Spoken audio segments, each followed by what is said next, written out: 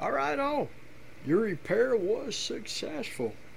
Now, I have the light bulb bank out here simulating a motor connected to one U2, one V2, and one W2. And the Hall effect feedback into the Baumuller servo drive is coming from my encoder Hall effect simulator. And I'm speeding up and slowing down those Hall effect inputs to the servo drive. And you can see that the light bulbs speed up and slow down.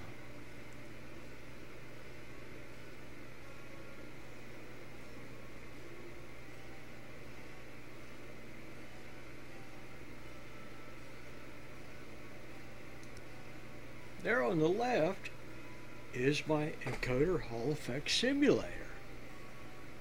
Now, you can go out and make you one of those. It took me probably 10 years to get from start to finish on that, but you can do it. Let's enable your repair to run those light bulbs that are simulating the three-phase motor.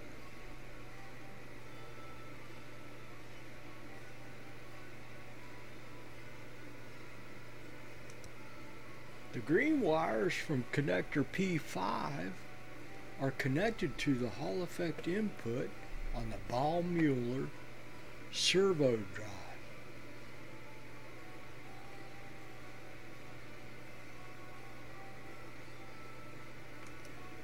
Now with the Fluke oscilloscope, let's take a look at the 1U2, 1V2, 1W2 waveforms out to the light bulbs that are simulating our servo motor.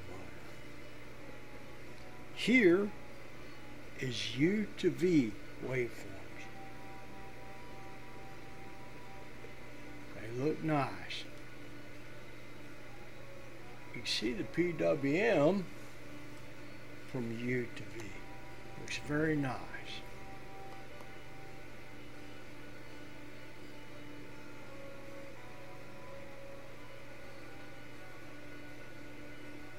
Now we're speeding up the output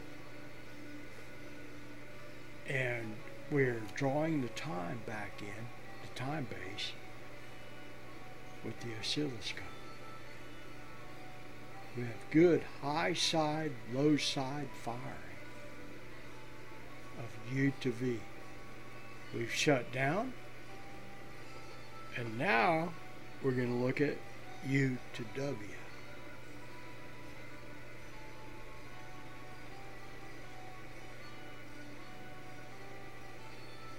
U to V, U to W, and V to W should all look the same.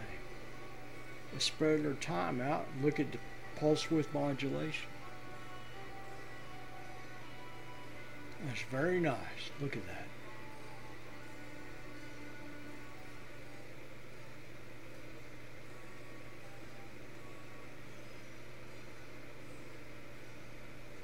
Here we've shut down again, and we're going to look at V to W. Again, that's very nice pulse width modulation. Now the Hall effect simulation is causing the output to UV and W to fire.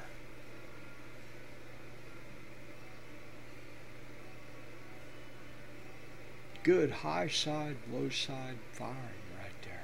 That's very nice.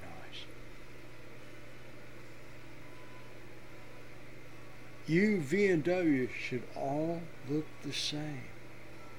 If you ever encounter a situation where you're looking at U, V, and W and they are not the same, explore the problem. Now let's take a look at some of the front panel connections to make this drive get up and go.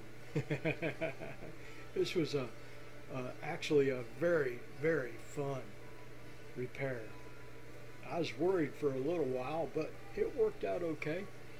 Now, the variac here is connected to the X5 connector. There's 2 pins on the X5 connector, and on this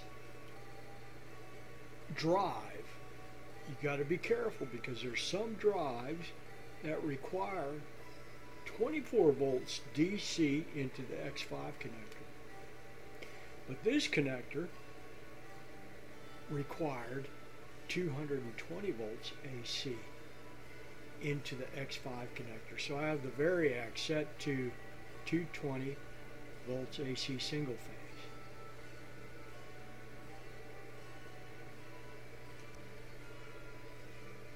Here are the power connections to power up the high voltage section and the connections out to the motor.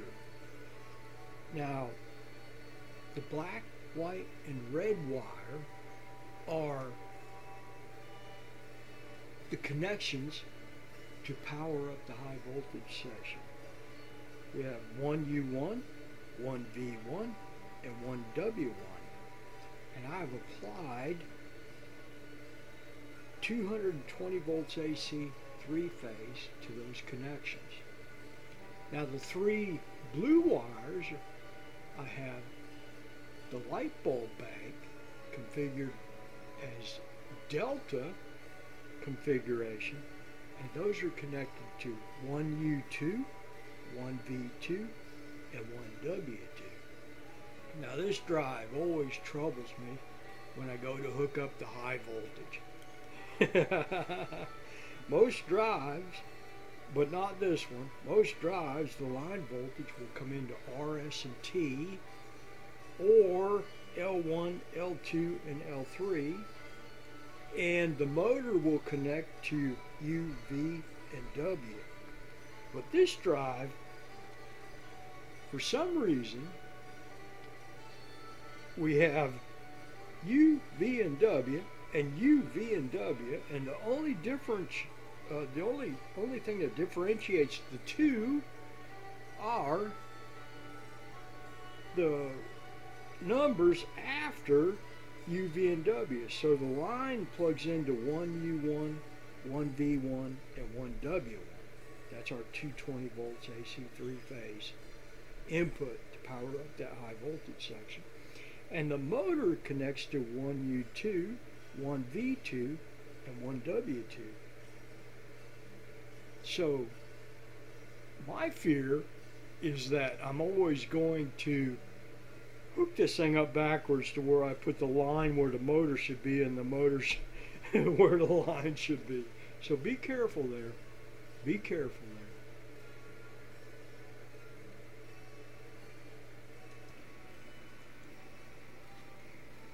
there. There on the top left, the X7 connector. Pin 1 are the Hall effect input number 1. Pin 2 is the Hall effect number 2 input. Pin 3 is the Hall effect number 3 input. And pin 6 is plus 15 volts DC to power up the Hall effects inside that servo motor. And pin 7 is the ground.